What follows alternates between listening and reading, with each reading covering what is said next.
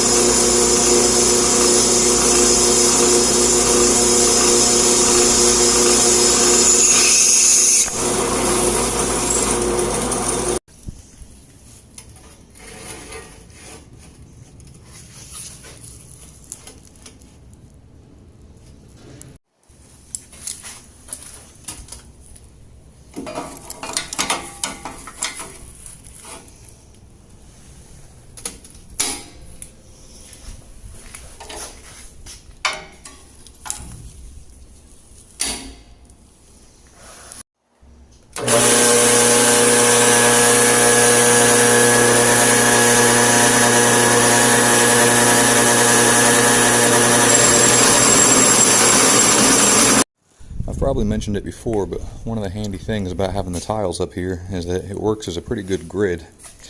I can stack these side by side directly on the line, make sure it's evened up basically, and I come over here and everything's straight and even.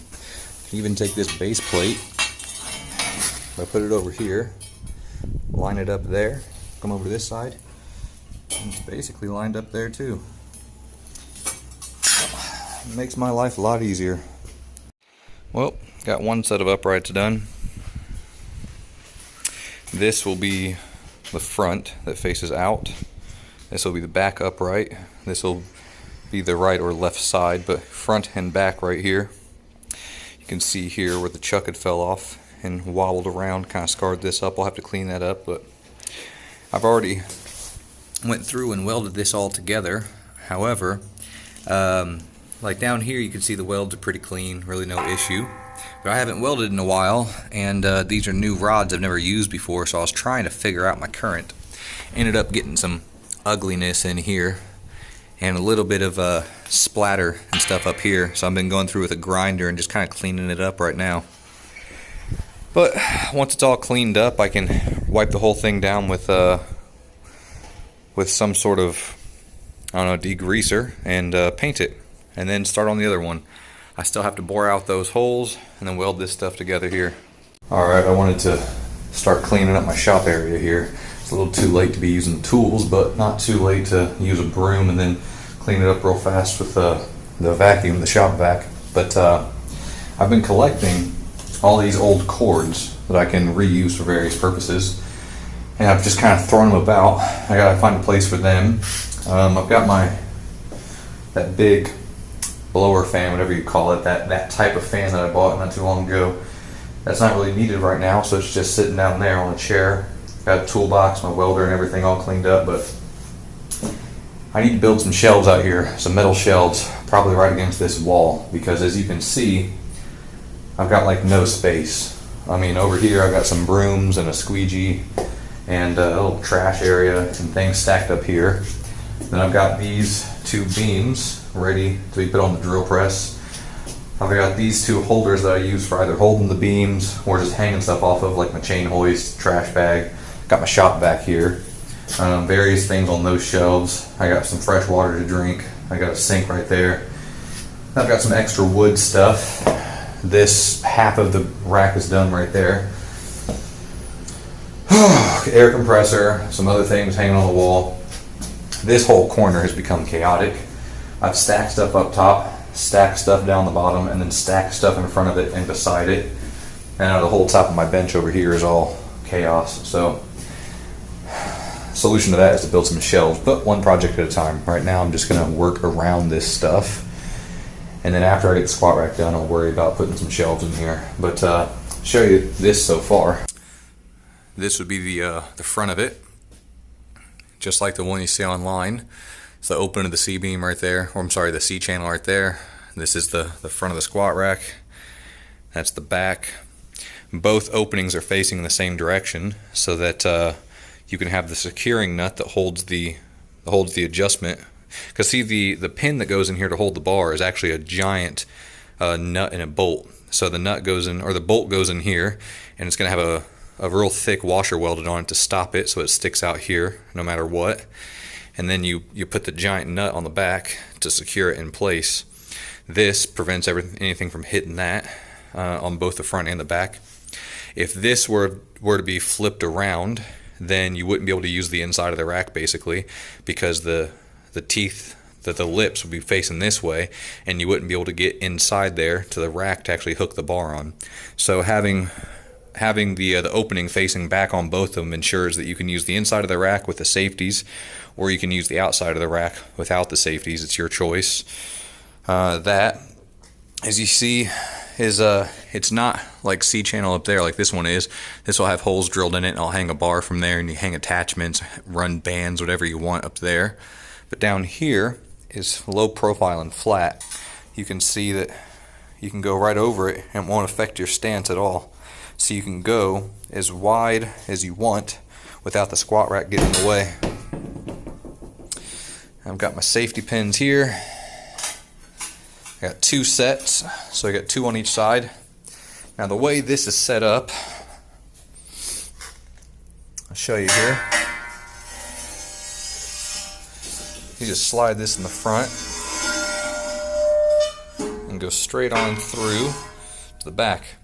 Now I'm going to have a big fat washer, like a collar, welded right here, almost like a sword. So you got your hand width and the collar welded right here, so when it goes in, it stops itself and it can't go all the way through.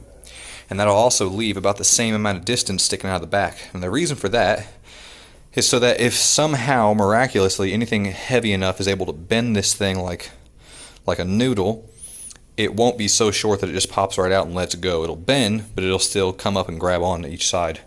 The other benefit this gives me doing it this way is that instead of having just the flat out here with the safety pin in here, what you can do is drop this down to a different level. Let's try this one. Now by putting it crooked like that at a different level, this side ends up sticking up. Now of course you could push it all the way in, and by sticking up slightly you can actually use that as an impromptu bar catch on the outside. So by sticking up, the bar cannot roll off of it, but it also doesn't give you a whole lot of clearance that you got to get past in order to unrack it. So if you want to set the bench out here or anything else, you can just go from being a safety pin on the inside to just dropping it down a level, and then this will catch a bar on the outside. That's that so far. Basically I got to do the exact same thing to the other side. Got to bore out those holes, weld them up the same way. So anyway, that's what I've got so far. I'd love to keep recording things little by little and upload a bigger part of part 2, but I do want to do this step by step so you can kind of understand what I'm doing here. So I think I'm going to end this video here, go ahead and edit it real fast, just kind of throw the clips together and upload it, and after this, the next video you see will hopefully be this thing completed and all put together and me testing it out and using it. So, wish me luck.